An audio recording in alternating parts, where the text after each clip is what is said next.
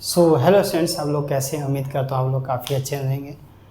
ठीक है, तो अच्छे तो नहीं होंगे क्योंकि नीट का रिज़ल्ट आ चुका है। तो जिस हिसाब से इस बार रिज़ल्ट आया उस हिसाब से तो जिसका रिज़ल्ट आया है वो तो बिल्कुल खुश नहीं होगा। जिसके अच्छे खासे मार्क्स आए हैं, 600 एबव मार्क्स आए हैं, वो भी अच्छे से खुश नहीं होगा क्योंकि इस बार नॉन एक्सपेक्टिंग रिज़ल्ट आया है। ठीक है, इस चीज़ का ध्यान रखना है, नॉन एक्सपेक्टिंग रिज़ल्ट आया है।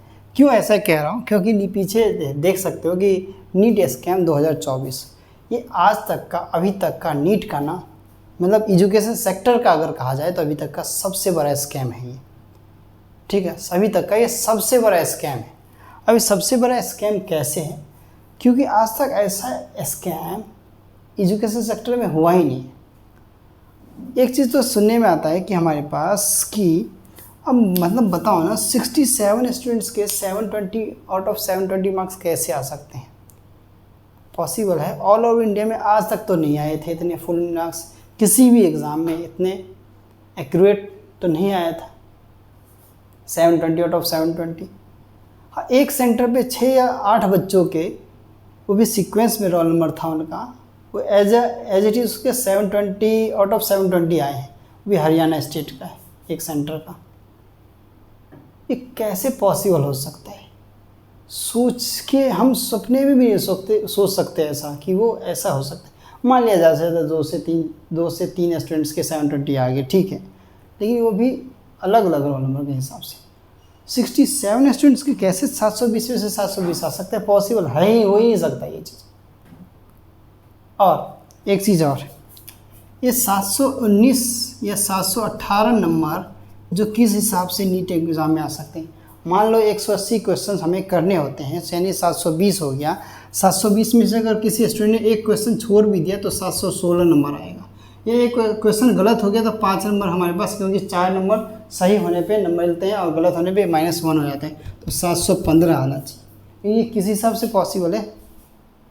किस हिसाब से पॉसिबल है? ये किसी भी हिसाब से पॉसिबल है? ये जो मार्क्स दिए गए हैं ये किसी भी हिसाब से पॉसिबल है? एनटीए से जॉब मांगा गया तो बोला जा रहा है कि ग्रेस मार्किंग हुआ, क्योंकि इस बार कुछ सेंटर्स में, हमारे पास मेजॉरिटी ऑफ सेंटर्स में कहा जाता है कि डिले हुआ था एग्ज़ाम करवाने में, कहीं पे 20 मिनट, कहीं पे 1 घंटा, कहीं पे कुछ। तो एग्ज़ाम डिले हुआ तो भाई आप एक टाइम एक्स्ट्रा दे दो ना। आप 3 घंटे की जगह थोड़ा, आप जितना डिले हुआ 20 मिनट का एग्ज़ाम डिले हुआ तो 20 मिनट एक्स्ट्रा दे दो। इसमें क्या है? कौन सा कंप्यूटर से ऑनलाइन एग्ज़ाम हो रहा है? पेपर पेन मोड में ही तो हो रहा है ना। ऐसे तो आप, एनटीए ने क्राइटेरिया पूरा बनाया, ड्रेसिंग कोड तक बना रखा है कि पेपर लीक एग्ज़ाम ना, खुद ही करवाते भी लीक एग्ज़ाम। ये क्या बात हुई? मेरे एक स्टूडेंट ने पटना से मुझे कॉल किया था, कहा था नीट एग्ज़ाम से पहले ही कि सर पेपर लीक हो चुका है। मैंने कहा मजाक कर रहा होगा, ऐसे ही मतलब अब्बा फैली होगी।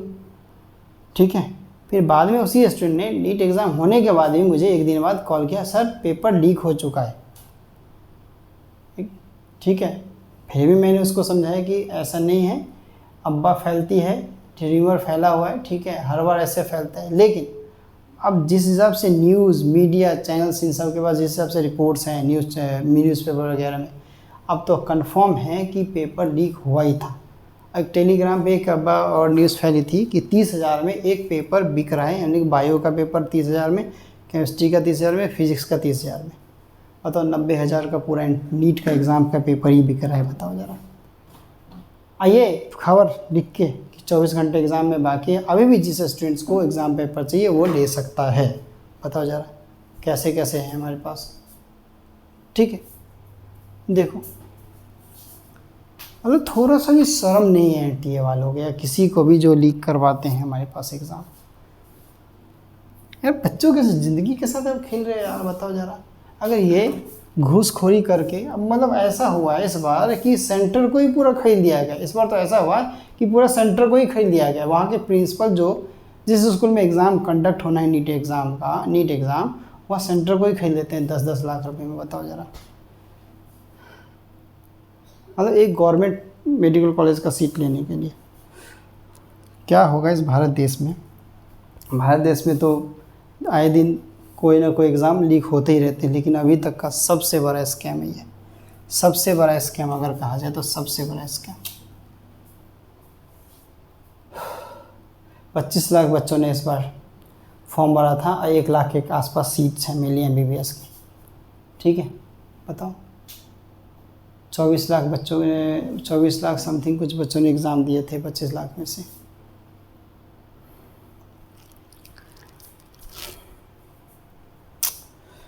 कैसे होगा? NTA को जो जवाब देना चाहिए इसके बारे में।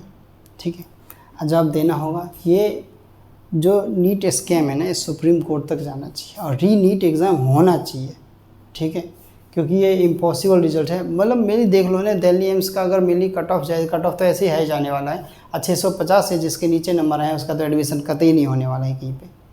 अगर इस हिसाब से अगर इस हिसाब से जो रिज़ल्ट आया हमारे इस बार, उस हिसाब से कर दे 650 भी मैंने ज़्यादा ही बोल दिया, 650 से ऊपर चले जाओ, 680 तक में मुझे लगता है 680 670 में पूरा काउंसलिंग बंद, सीट फुल। आइए 719 718 किस हिसाब से रिजल्ट दे रहे हैं, ग्रेस मार्किंग कर रहे हैं, पता नहीं क्या ही है।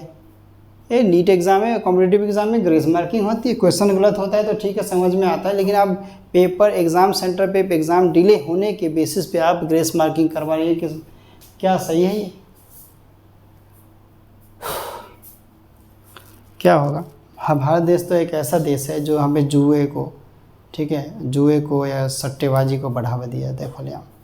बड़े बड़े लोग बढ़ावा देते हैं, किसी का नाम लेने नहीं चाहूँगा मैं।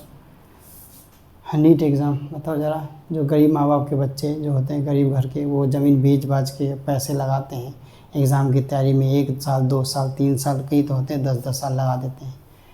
उनका एग्ज़ाम पैसा वेस्ट, सब कुछ वेस्ट था। वही बच्चे जाके सुसाइड करते हैं। वो बच्चे बोलते हैं मैंने तो जी जान से मेहनत की थी, लेकिन मेरे मार्क्स भी आए, लेकिन इतना मार्क्स नहीं है कि जितने में एडमिशन हो। क्यों? क्योंकि अमीर माँ बाप के बच्चे हैं, पैसे दे के सीट खरीद लेते हैं, डायरेक्ट सेंटर ही खरीद लेते हैं, नीट का पेपर के नीट एग्ज़ाम का पेपर ही लीक करवा देते हैं। कैसे होगा ये सब बताओ? गरीब के घर के बच्चे कैसे पढ़ेंगे? अगर पैसे से अगर MBBS सीट खरीद भी लिया तो क्या वो अच्छा डॉक्टर बन पाएंगे? कभी वो बन भी गए तो क्या वो इलाज कर पाएंगे किसी का? अच्छा डॉक्टर तो बनने वाले नहीं है, क्योंकि वो एग्ज़ाम तो क्वालिफाई किया नहीं उन्होंने। फिजिक्स केमिस्ट्री बायो तो पढ़ी नहीं, तो मैं MBBS के कोर्स का किताब कैसे पढ़ लेंगे? वो सोचने की बात है हमारे पास।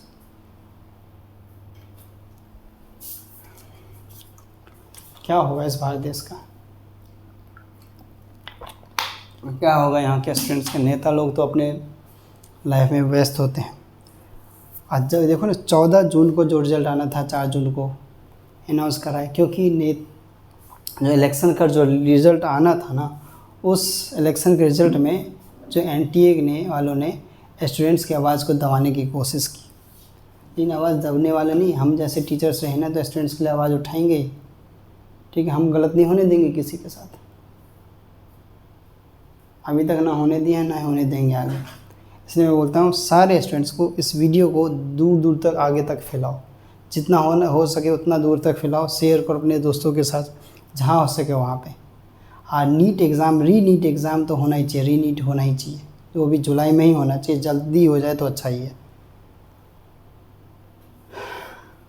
और क्या ही बोलूँ, अभी तक का खुद सोच लो ना यार, कि अगर ये घूसखोर वाला बच्चा ही अगर पैसे से जो दे के डॉक्टर बना है, अगर वो डॉक्टर बन गया, आपका घर इलाज भी करेगा, तो क्या ही इलाज करेगा वो? पेशेंट तो मर ही जाएगा। काफ़ी ज़्यादा मतलब शॉकिंग न्यूज़ है ये। सुप्रीम कोर्ट तक ये जवाब जाना चाहिए और NTA वालों को तो जवाब देना ही पड़ेगा सुप्रीम कोर्ट को, और नीट एग्ज़ाम भी होना चाहिए। तो सेंटर ही खेल देते, कुछ भी खेल देते यार। पूरे घुसखोरी अभी तक का एजुकेशन सेक्टर के इतना बड़ा स्कैम, बाप रे माय गॉड। ध्यान देने वाली बात है। एक सेंटर पे 6-6 7-7 बच्चे, 8-8 बच्चे टॉप कर जाते हैं। 67 स्टूडेंट्स के 720 मार्क्स आते हैं। जो इम्पॉसिबल वाला रिजल्ट होता है 718 नहीं आना चाहिए, 719 नहीं आना चाहिए, वो आ जाता है। सोचने की बात, कैसे हो सकता है? देखो ज़्यादा नहीं बोलूँगा मैं, अगर ज़्यादा बोलता हूँ तो मैं ज़्यादा ही बोल जाता हूँ, असलियत बोल देता हूँ, पोल खुल जाती है। अब मैं नहीं चाहता किसी का नाम लूँ, तो मैं इस वीडियो को यहीं पे ख़त्म करूँगा। अब मैं चाहूँगा कि आप वीडियो को शेयर करो ज़्यादा से ज़्यादा, ठीक है। ठीक है, तो फिर मिलते हैं हम किसी नए वीडियो के साथ। अगर कोई अपडेट आता है तो उस पर भी हम वीडियो बनाएंगे कि क्या हुआ, मतलब नीट स्कैम से रिलेटेड कुछ भी न्यूज़ अपडेट कुछ आता है तो हम वीडियो ज़रूर बनाएंगे। ठीक है, तो फिर हम मिलते हैं किसी नए अपडेट वीडियो के साथ। तो तब तक के लिए thank you and good bye.